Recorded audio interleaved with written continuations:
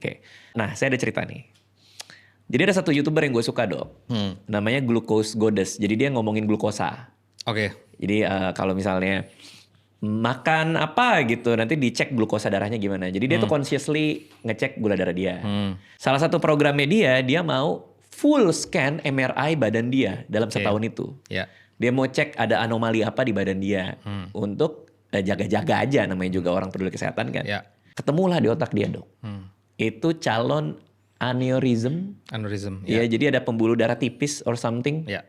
Yang sewaktu-waktu bisa pecah. Ya. Yang itu yang kita lihat sering berita. Orang meninggal karena pendarahan otak gitu kan. Ya.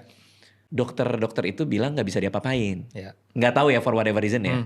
Dan bisa jadi sampai dia meninggal karena penyebab lain. Itu juga dia gak akan tahu itu ada. Ya.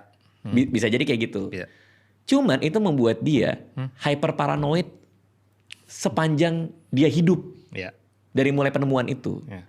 Nah artinya kan kita berada di dalam persimpangan di antara gue mending tahu atau nggak tahu gitu loh maksudnya.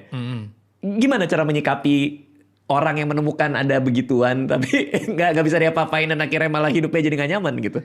Sebenarnya gini, kan kalau kita periksa medical check up, memang disarankan setelah kita dalam proses menua kan. Jadi kayak umurnya lu sama gua itu udah mulai. Ya oke. Ya, Terus. kan kita seumuran ya. Betul. Jadi kalau di atas umur tertentu, kalau bisa volumenya dipersering. Memang 30 tuh mungkin disarankan 3 tahun sekali. Kalau umur 20-an 5 tahun sekali. Tapi MRI-nya juga kan ada populasi yang memang punya resiko untuk penyakit itu. Dan setahu gua rata-rata sih aneurisma otak bisa diatasi. Kecuali yang kondisinya kompleks banget. Sorry, atasnya maksudnya diangkat atau di Ada